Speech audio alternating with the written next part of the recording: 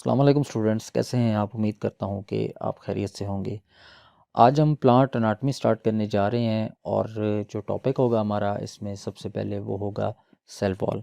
Cell wall को हम अपनी आसानी के लिए स्टडी करने के लिए थोड़ा लेंथी टॉपिक है, तो हम इसको दो हिस्सों में डिवाइड करके पढ़ेंगे। तो पहले इसका हम आज देखेंगे पार्ट 1। तो पार्ट 1 के अंदर हम सबसे पहले ये बात करेंगे कि जो सेल वॉल है, आप देखें ये प्लांट का जो है वो करेक्टरिस्टिक फीचर है। यानी कि प्लांट के सेल की आप जब भी बात करेंगे सबसे पहले उसमें आप सेल वॉल की बात करेंगे, क्योंकि प्लांट और एनिमल सेल के अंदर जो मेन डिफरेंस होता है वो डिफरेंस ही सेल वॉल का होता है। सेल वॉल जो है in the case of plants it is ergastic substance. Ergastic substance से मुराद ऐसा सब्सटेंस है जो लिविंग सिस्टम से जनरेट होता है। तो हम जानते हैं कि जो हमारी सेल वॉल है वो प्रोटोप्लास्ट जो कि living portion of the cell होता है वही इसको बनाता है। और ये समझा जाता है कि जो सेल वॉल की फॉर्मेशन है ये गोल्जी अपरेटस जो है वो कंट्रोल कर रहा होता है, और इसके साथ इसकी कंपनी में एंडोप्लाज्मिक रेटिकुलम भी इन्वॉल्व होता है। तो यहाँ पर डायग्राम के अंदर तीन सेल्स को दिखाया गया है। इसको हम आगे डिटेल में एक्सप्लेन करेंगे। तो सेल वॉल की पहले बात कर लेते हैं लेयर्स की। हम स्टार्ट वाली क्लासेस से हम पढ़ते चले आ रहे हैं कि सेल वॉल की तीन लेयर्स होती हैं। एक होती है प्राइमरी वॉल, एक होती है सेकेंडरी वॉल, और एक चीज़ होती है मिडल लेमेला। मिडल लेमेला आपने जिस तरह देखा होगा घर के अंदर आपकी जो दीवार है वो ईंटों से मिलकर बनी होती है। तो ईंटें जो हैं वो आपके घर का बिल्डिंग ब्लॉक है। तो उन बिल्डिंग ब्लॉक्स को आप समझ लें कि वो एक सेल है। आपने जब सेल्स आपस में कंबाइन करेंगे तो उनको सीमेंट की ज़रूरत होती है। तो इसी तरह जो सेल वॉल्स हैं एडजेसेंट सेल्स की, जब सेल्स आपस में मिलते हैं तो दरमियान में एक सीमेंट मौजूद होता है। उस सीमेंट को हम मिडल लेमेला का नाम देते हैं। तो ये होता कहाँ पर है, अब एडजेसेंट सेल्स के दरमियान। यानी कि यहाँ पर देखें आप, यहाँ पर तीन सेल्स मौजूद हैं। तो यहाँ पर आपको ये ऑरेंज कलर में, यहाँ पर ये इस तरह आपको दरमियान में तीनों सेल्स के दरमियान में ये जो ऑरेंज कलर में ये नज़र आ रहा है ये असल में मिडल लेमेला है। ओके, इसके बाद इसकी बात करें मिडल लेमेला, ये मॉर्फिक सब्सटेंस होता है और आइसोट्रॉपिक होता है। इसकी कोई ख़ास शेप नहीं होती और हर इन्वायरमेंट में इसकी कोई प्रॉपर्टीज़ जो हैं वो चेंज भी नहीं होती, वो एक जैसी रहती हैं। और ये बेसिकली पैक्टिक सब्सटेंस है, पैक्टिन से मिलकर बना होता है। और ये जो हमारे सेल हैं आपस में इसी मिडल लेमेला की वजह से जुड़े हुए होते हैं।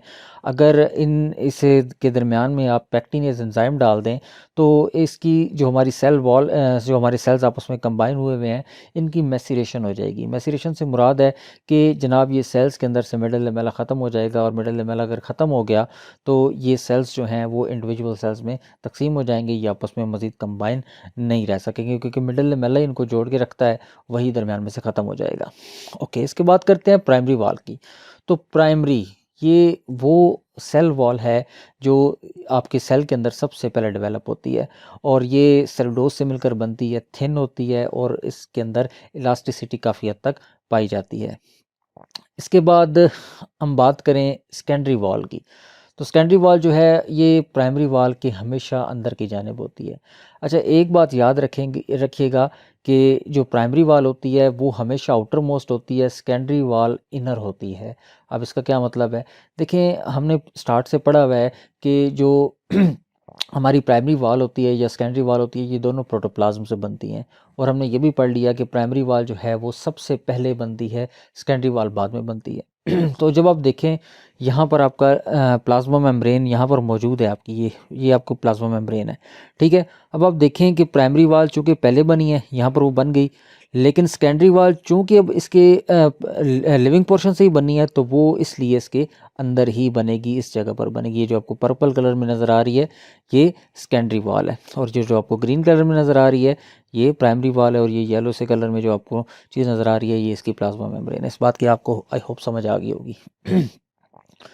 ओके, इसके बाद सेकेंडरी वॉल जो है ये प्राइमरी वॉल के अंदर होती है, और ये सेल के अंदर जो सेकेंडरी वॉल है ये तब बनती है जब सेकेंडरी ग्रोथ होती है। और सेकेंडरी ग्रोथ कब होती है, जब पौधा लंबाई में जो अपनी इजाफा है वो कर चुका होता है, ठीक है। सेकेंडरी ग्रोथ के दौरान ये डेवलप होती है। और सेकेंडरी वाल जो है इसकी 3 लेयर्स होती हैं, 3 लेयर्स पर मुश्तमिल होती है। और आप देखें यहाँ पर आपको ब्लू कलर में प्लांट सेल नज़र आ रहा है, ठीक है, ये प्लांट सेल मौजूद है। और यहाँ पर आपको सबसे पहले जो प्राइमरी वाल हमने जिस तरह बात की सबसे आउटर मोस्ट होगी, ये प्राइमरी वाल हो गई, ये सेकेंडरी वाल की पहली लेयर, ये सेकेंडरी वाल की दूसरी लेयर और ये सेकेंडरी वाल की तीसरी लेयर, ये सबसे अंदर मौजूद है। इसमें देखें तो ये दरमियान में जो ब्राउन कलर में आपको पोर्शन नज़र आ रहा है, ये इसकी दरमियानी लेयर है सेकेंडरी वाल की। और आप देखें कि सेकेंडरी वाल की जो दरमियानी लेयर है ये सबसे ज़्यादा मोटी होती है। अब सेकेंडरी वाल जो है ये ग्लूकोज से मिलकर ही बनी होती है, सेलुलोज से ही मिलकर बनी होती है और इसके अंदर रिजिडिटी भी होती है। इसके अलावा समटाइम हम टर्म इस्तेमाल करते हैं टर्शरी वाल, ये सेकेंडरी वाल की भी अंदर वाली साइड पर होती है और असल में ये प्लाज्मा मेम्ब्रेन की लाइनिंग की जो डीजेनरेटेड रेजिड्यूज होते हैं ये उसका नाम है। ओके, इसके बाद सेल वॉल की है जी फॉर्मेशन, सेल वॉल बनती कैसे है। हम जानते हैं कि जब सेल डिवाइड हो रहा होता है तो उसी दौरान जो सेल वॉल की फॉर्मेशन है वो भी टीलोफेज के दरमियान स्टार्ट हो जाती है। तो फ्रेगमोप्लास्ट ये रोल प्ले करते हैं। अब फ्रेगमोप्लास्ट क्या है, ये माइक्रोट्यूब्यूल से बने हुए होते हैं और बेसिक जो इनका ओरिजिन होता है सेल के अंदर, ये माइटोसिस के दौरान जो है, जब माइटोसिस अपनी एंड वाली स्टेज टीलोफेज पर होती है तो ये सेल प्लेट बनाने में मदद करते हैं। अब ये सब प्रोसेस कैसे होता है, देखिए जी, जब सेल डिवाइडिंग स्टेज पर होता है टीलोफेज के अंदर, जब आपके जो न्यूक्लियस हैं डॉटर न्यूक्लियस वो अपनी अपनी जगह ले चुके होते हैं। यहाँ पर देखें ये न्यूक्लियस अपनी जगह पर आ चुका है, ये न्यूक्लियस अपनी जगह पर आ चुका है तो फिर होता क्या है, सेल का जो दरमियानी पोर्शन है जिसको आप इक्वेटर कहते हैं, वहाँ पर कुछ वेजिकल्स जो हैं वो आकर जमा होना शुरू हो जाते हैं। यहाँ पर आपको वेजिकल्स नज़र आ रहे हैं। ये वेजिकल्स अब आते कहाँ से हैं, इन वेजिकल्स का जो ओरिजिन होता है वो तो होता है एंडोप्लाज्मिक रेटिकुलम, ठीक है। एंडोप्लाज्मिक रेटिकुलम से जाते हैं गोल्जी के पास और स्पेशलाइज होकर फिर यहाँ पर सेल के दरमियान इक्वेटर पर ये आ जाते हैं। अब होता क्या है, ये जो वेजिकल्स हैं ये अपने आप को दरमियान में यहाँ पर लाकर अलाइन करना शुरू कर देते हैं। अब इनकी जो अलाइनमेंट होती है उससे एक स्ट्रक्चर सा फॉर्म होने लग जाता है जिसको हम सेल प्लेट का नाम देते हैं। अब सेल प्लेट जो है ये कैल्शियम और मैग्नीशियम पैक्टेट से बनी हुई होती है। ये सारे का सारा मटेरियल जो है इसकी वो प्रोवाइड करता है एंडोप्लाज्मिक रेटिकुलम और गोल्जी apparatus इसको गाइड कर रहा होता है, ठीक है। और ये जो दरमियान में सेल प्लेट आप देखते हैं, यहाँ पर दरमियान में सेल प्लेट बन गई है, इसके दरमियान इसके अंदर थोड़े से चेंजेस आते हैं और ये जो सेल प्लेट है ये मिडल लेमेला को फॉर्म करना शुरू कर देती है, अपनी इस तरफ भी और अपनी इस तरफ भी मिडल लेमेला को फॉर्म करना शुरू कर देती है। अब मिडल लेमेला बनने से क्या होता है कि जो दोनों डॉटर प्रोटोप्लास्ट हैं, एक यहाँ पर और एक यहाँ पर, ये दोनों अब क्या हो चुके हैं, ये सेपरेट हो चुके हैं। और इसके बाद जो मिडल लेमेला है इसकी इस साइड पर भी और इसकी इस साइड पर भी जो प्राइमरी वाल है वो बनना शुरू हो जाएगी। प्राइमरी वाल कैसे बनेगी कि सेलुलोज के जो फाइब्रिल्स हैं वो अपने आप को मिडल लेमेला के इस तरफ भी और इस तरफ भी, दोनों तरफ यानी कि अपने आप को आकर अलाइन करना शुरू कर देंगे और यही आपकी प्राइमरी वाल की बुनियाद होगी जो कि आपकी सेल की सबसे पहली वाल होगी। अब मिडल लेमेला पुराना और जो नया है वो आपस में सेपरेट हो जाएंगे और जो आपका इसके दरमियान प्राइमरी वाल के बाद सेकेंडरी वाल जो है वो भी वजूद में आ जाएगी और इस तरह आपके जो सेल हैं वो सेपरेट हो जाएंगे। और जो सेकेंडरी वाल वजूद में आएगी वो सिर्फ सेलुलोज से मिलकर नहीं बनी होती, उसमें यहाँ पर मौजूद होते हैं लिग्निन, उसके अंदर मौजूद होता है सब्रिन, क्यूटिन, वैक्सेस, ये तमाम चीज़ें जो हैं ये उसके अंदर शामिल होती हैं। ओके, इसके बाद हम इसका ज़रा फाइन स्ट्रक्चर देखते हैं, सब माइक्रोस्कोपिक स्ट्रक्चर देखते हैं जो हमें सेल वाल का नज़र आता है। तो अगर तो आप सेलुलोज सेल वाल को माइक्रोस्कोप के नीचे रख के देखेंगे तो आपको सेलुलोज के बंडल्स नज़र आएंगे। तो ये सेलुलोज के जो आपको बंडल्स नज़र आते हैं, एक धागे नुमा स्ट्रक्चर आपको एक दूसरे के साथ जुड़े हुए नज़र आते हैं। जिस तरह आप देखें चारपाई के अंदर बांध नहीं होता एक दूसरे के अंदर इंटरवोवन हुआ हुआ, आपको इसी तरह नज़र आते हैं। तो ये जो सेलुलोज के बंडल्स होते हैं इनको हम नाम देते हैं माइसिली। और ये माइसिली जो हैं, ये सेलुलोज के बंडल्स जो हैं ये आपस में कनेक्टेड होते हैं और एक सिस्टम बना रहे होते हैं जिसको माइसलर सिस्टम कहते हैं। जिस तरह आप देखें चारपाई का बांध पूरा मिलकर एक चारपाई के अंदर एक आप समझ लीजिए कि उसने भी एक सिस्टम बनाया हुआ, तो उसको माइसलर सिस्टम का नाम देते हैं। अब माइसलर सिस्टम सिर्फ ऑल इन ऑल नहीं होता, इसके साथ एक और सिस्टम भी अंदर मौजूद होता है जिस सिस्टम को हम नाम देते हैं इंटर माइसलर सिस्टम, यानी कि माइसली के अंदर भी कुछ और स्ट्रक्चर्स के, कुछ और कंपाउंड्स के जो रॉड्स हैं, जो स्ट्रक्चर्स हैं वो मौजूद हैं। वो नॉन सेलुलोजिक मटेरियल उसके अंदर बेसिकली होता है, जिसमें आ जाते हैं आपके लिग्निन, उसके अंदर आपका आ जाता है क्यूटिन, सबरिन, वैक्सेस, ये तमाम चीज़ें इसके अंदर शामिल होती हैं। यानी कि सेलुलोज अकेला नहीं है सेल वाल बनाने वाला, उसके अंदर लिग्निन, क्यूटिन, सबरिन, वैक्सेस, ये तमाम चीज़ें भी शामिल होती हैं। अब सेल जब आपका मैच्योर होता है तो उसके अंदर सेलुलोज के अलावा बहुत सारा और चीज़ों का फ्रेमवर्क भी ऐड किया जाता है। उसकी सेल वाल के अंदर और चीज़ें भी ऐड की जाती हैं और इस प्रोसेस का नाम होता है जी इनक्रस्टेशन। अब इनक्रस्टेशन किसकी हो सकती है? अगर तो वो होगी लिग्निन की तो उसको हम नाम देंगे लिग्निफिकेशन, अगर वो होगी सबरिन की तो उसको हम नाम देंगे सबरिनाइजेशन, और अगर क्यूटिन उसमें ऐड होगी तो उसको हम क्यूटिनाइजेशन का नाम देंगे। ये तमाम चीज़ें उसमें मौजूद होती हैं डिपेंडिंग अपॉन द इन्वायरमेंट, कि किस इन्वायरमेंट के अंदर आपका प्लांट जो है वो रहने वाला है।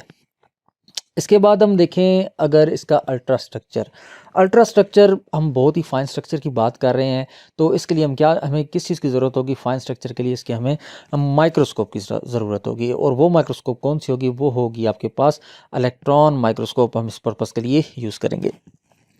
अब आम तौर पर जिस तरह हमने पहले बात की कि माइक्रोस्कोप के नीचे, अगर आम माइक्रोस्कोप के नीचे, अगर लाइट माइक्रोस्कोप के अंदर हम नीचे रख के देखें तो हमें इंटरवोवन नेटवर्क ऑफ सेलुलोज के स्ट्रैंड जो हैं वो हमें नज़र आते हैं, लेकिन ये कंपाउंड माइक्रोस्कोप हमें दिखाती है। जब हम बात करते हैं इलेक्ट्रॉन माइक्रोस्कोप की तो वो जो चीज़ हमें दिखाती है वो चीज़ है फाइन स्ट्रक्चर। तो यहाँ पर फाइन स्ट्रक्चर आपको डायग्राम में नज़र आ रहा है। तो सबसे पहले अगर बात करें तो ग्लूकोज के जो मालिक्यूल हैं वो तकरीबन 3000 से 6000 मालिक्यूल्स आपस में कंबाइन करते हैं और कंबाइन करके एक चेन बना देते हैं। यहाँ पर देखें ग्लूकोज के मालिक्यूल्स आपस में कंबाइन कर रहे हैं और ये आपस में मिलकर चेन बना रहे हैं, और इन चेन्स को हम नाम देते हैं, पीछे भी हमने पढ़ा, इसको हम एलिमेंट्री फाइब्रिल या इसको हम नाम देते हैं माइसली का नाम देते हैं। इसमें 3000 से 6000 ग्लूकोज का जो मालिक्यूल है वो चेन बनाते हैं और 100 चेन आपस में मिलकर एक माइसली फॉर्म कर रही होती है। उसके बाद जो माइसली हैं ये आपस में मिलकर कोहेरेंट सिस्टम बना रहे होते हैं, आपस में मिलकर एक स्ट्रक्चर, एक स्केलेटन सा बना रहे होते हैं, और 20 माइसली आपस में जब मिलते हैं तो एक माइक्रोफाइब्रिल बनता है। ठीक है, और माइक्रोफाइब्रिल जो हैं वो आपस में मिलकर मेगा या मैक्रो फाइब्रिल्स जो है वो बना रहे होते हैं, और एक मैक्रो फाइब्रिल के अंदर जो है तकरीबन 5 लाख जो हैं वो सेलुलोज के मॉलिक्यूल्स जो हैं वो मौजूद होते हैं एक मैक्रो फाइब्रिल के अंदर। तो अगर हम बात करें माइक्रोफाइब्रिल की जो ओरिएंटेशन है वो किस तरह से होती है, ये प्लांट टू प्लांट डिफ़र करती है, डिफरेंट प्लांट्स के अंदर डिफरेंट होती है।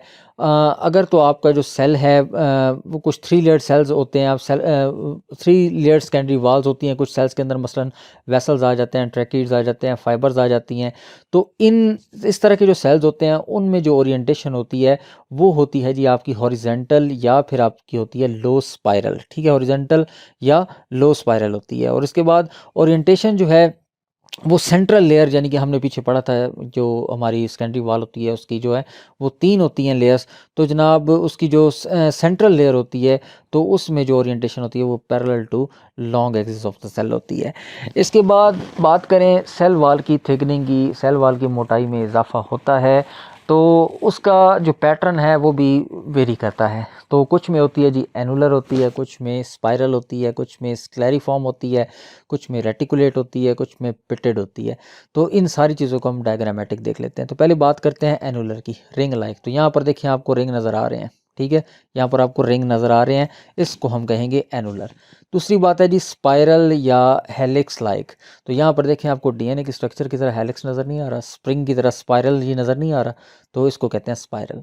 तीसरी हमारे पास आ जाती है जी स्क्लेरिफॉर्म या लैडर टाइप। यहाँ पर आप देखें आपको बिल्कुल सीढ़ियों जैसे वो लकड़ी की सीढ़ी होती है उसी तरह का स्ट्रक्चर नज़र आ रहा है, इसको आप स्क्लेरिफॉर्म कहते हैं। यानी कि इस ओरिएंटेशन में जो नया जो मटेरियल है वो डिपॉजिट होगा। तीसरी होती है जी रेटिकुलेट या इरेगुलर आप नेटवर्क कह सकते हैं। तो यहाँ पर आपको रेटिकुलेट फॉर्म भी नज़र आ रही है। और पिटेड जो है जिसमें एंटायर थिकनिंग होती है सेल की, आपकी पूरी वॉल की थिकनिंग होती है, लेकिन कुछ छोटे हिस्से मिस कर दिए जाते हैं। यहाँ पर देखें एक ये हिस्सा मिस हुआ हुआ है, यहाँ पर मिस हुआ हुआ है, यहाँ पर मिस हुआ हुआ है, यहाँ पर मिस हुआ है, तो इसको पिटेड कहते हैं। पिट्स को आगे हम डिटेल में भी जाकर पढ़ने वाले हैं। तो आज इस लेक्चर में हम इतना ही रखेंगे। सेल वॉल का जो बाकी का पोर्शन है उसको हम नेक्स्ट लेक्चर में डिस्कस करेंगे जी। अल्लाह हाफिज़।